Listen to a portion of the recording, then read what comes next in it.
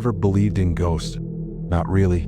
Sure, I grew up hearing the usual urban legends, a haunted corridor here, a crying spirit there, but they were stories, not something that could actually bleed into my life. That changed during secondary school. Back then, my school had been temporarily relocated. The original campus was undergoing renovations, and for 3 years, we were moved to a holding campus, a smaller, older place tucked between quiet housing blocks in Singapore. From the outside, it looked like any ordinary school. But what most people didn't know, or refused to acknowledge, was the land's history. The neighborhood was built on what used to be a cemetery, a real one. When the government cleared the graves decades ago, they retrieved as many coffins as they could, but not all. It's a known fact, there are still bodies buried beneath those buildings. Below the classrooms, the canteen, the playgrounds, and yes, the band room. The holding campus had belonged to a vocational school before us. But even earlier, during the Japanese occupation, it served as a communal bomb shelter. There was a massive underground structure behind the main block, the old bomb shelter, and it had been sealed off. No entry, rusted gate, thick padlocks. We used to sneak peeks through the holes in the fencing. You could still see parts of the concrete stairs descending into pure darkness. That structure, that underground space, was converted into the school's band room. From day one, people talked about it in hushed voices. There were stories, dozens of them, about strange things happening there after sundown. Students said they heard drums being tapped long after practice ended, when the room was locked and empty. Not loud thuds, just light taps, like someone drumming softly with fingers. Always the smaller drums, always after dark. At first, I thought it was just rats or maybe leftover vibrations. But then the reports got weirder. Friends swore they'd seen the security guard lock the band room door, only to find it wide open minutes later. And not just unlocked, wide open as if someone had invited themselves in. The school didn't ignore it. There was an actual rule, strict, enforced, no exceptions, that no one was allowed in the band room after 6 p.m. Period. The guard would come by every evening like clockwork. He didn't knock. He didn't ask. He just said, "Time's up," and expected everyone to leave immediately no matter what they were doing. I always assumed it was about theft or maybe safety. Until one afternoon, I stayed back late for a school event and ran into the principal near the staff room. He was a soft-spoken man, very proper, very religious. A devout Christian. I don't even remember how the conversation started, but somehow we ended up talking about the band room. And he looked me in the eyes, not as a principal but as a person, and said, "We don't talk about it with the students, but there's something not right with that place. Too many people have seen and heard the same things. It's not imagination. It's not coincidence. It's something else." I remember feeling cold when he said that.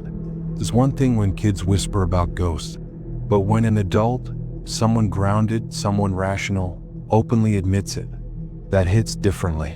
Still, I told myself it wasn't my problem. I wasn't in band. I had no reason to go near that room. But of course, things don't work out so cleanly. It was sometime in July. I had been asked to help move some equipment after school, music stands and chairs from the multipurpose hall. The teacher in charge, Mr. Tay, wanted them placed inside the band room for storage. He had the key. It was around 5:40 p.m. I hesitated when he told me. It was already getting dark, overcast sky, early sunset. I remembered the stories, the rule, but I didn't want to sound like a coward, so I agreed. We wheeled the stands down the corridor. The band room was at the far end of the back block, half submerged, the only room with a downward sloping entry. The metal door was thick, dented from age, and always cold to the touch. Mr. Tay unlocked it, flicked the light switch, and the fluorescent tubes flickered awake, humming softly. It smelled like dust and something older, like wet concrete. The room was long, rectangular, with black soundproof padding on the walls and dozens of instruments tucked in every corner. At the far end, the small percussion kit stood by itself. The little drums everyone talked about. We moved fast. I stacked the chairs, lined the stands, and tried not to look too long at anything. Mr. Tay was busy with something in the storage cabinet, and for a moment I was alone in the center of the room. That's when I heard it. Tuh. My spine straightened. I froze. It was faint, barely louder than a whisper, but it was coming from the drum set. The small snare.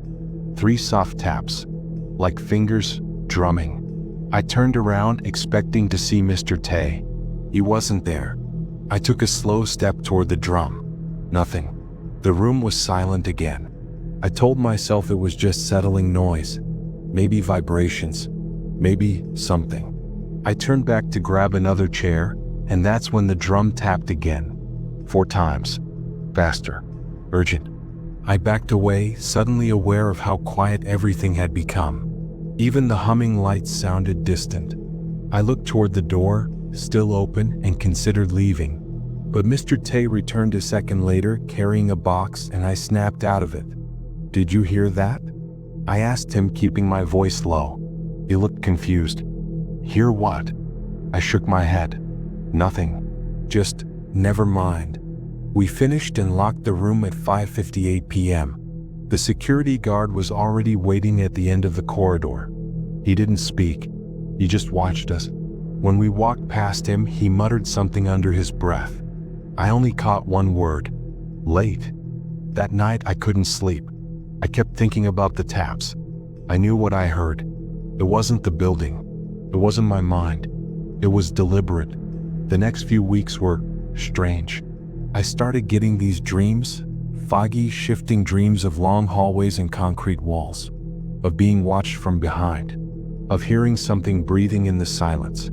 I'd wake up gasping, drenched in sweat, with no memory of what exactly I saw. Just the feeling, like something had followed me home. My friends noticed I was acting off. I brushed it off, but deep down I felt it. Something had changed. Something from that room, from under the ground, had taken notice. I avoided the band room after that, refused to go near it. But one afternoon, near the end of term, I was walking past it alone, and the door was open. Not unlocked. Open. No one was inside. No teachers, no students. Just an open door and the soft sound of drumming from within. I didn't go in. I didn't even stop. I just walked. Fast. Didn't look back. Later that day, I asked the security guard about it. I figured maybe someone had a key, maybe they were using it for storage again. He looked at me dead serious and said, "Band room was locked all day. No one has key except admin." That night, I dreamt of the bomb shelter. This time I remembered it, every detail. I was inside it, but it was much deeper than I thought. Tunnels, winding staircases, rooms with no light. And in the center of it all, a door. Black, massive, pulsing slightly like it was breathing. I walked toward it in the dream, and something knocked from the other side. 3 taps. Pause. Then 4. The same rhythm from the drum. I woke up screaming. The next morning, I told my parents I wasn't feeling well and skipped school. I just couldn't go back. Eventually, the year ended and we returned to the original campus. Bright, renovated, modern. No one mentioned the old band room again, but I still think about it, about the people buried under that land, about the bomb shelter turned band room, and how many years of sound and silence have soaked into its walls. How many spirits never left. Sometimes when I hear a drumbeat in the distance, soft and slow, I stop what I'm doing. I count the taps. If it's 3 and then 4, I don't move. I don't speak. I just wait, eyes shut, until it stops. Because I know, even now far away, it's still listening.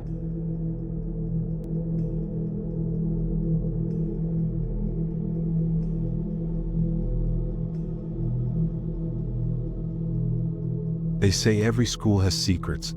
Ours has screams. It started like most urban legends do, in hushed tones, whispered in the back rows of the classroom or during lunch breaks, always beginning with, "Have you heard about the science lab?" I used to think it was just one of those things upperclassmen made up to freak out the freshmen. But the story stuck with me. The more I heard it, the more I noticed people avoiding certain hallways after dark. Science teachers leaving early around the same time each year. The occasional locked door with no explanation. And worst of all, the screaming. They called it the crying lab. Years ago, nobody really knows exactly when, just a long time ago, there was a science teacher named Mrs. Caldwin. She was young, maybe in her late 20s, and heavily pregnant. People described her as passionate about biology, always pushing herself, always in the lab. She refused to take maternity leave, even in her third trimester. She said the students needed her, that the curriculum was behind. Then one rainy October afternoon, something went wrong. According to legend, Mrs. Caldwin was in Lab B3 during the last period, doing a demonstration about fetal development using animal specimens. Her class was unusually quiet, watching her as she spoke with forced cheer. Her hand kept going to her stomach like she was trying to calm something or someone inside. Witnesses, if they even existed, said her voice cracked mid-sentence. She paused, then doubled over. A student screamed.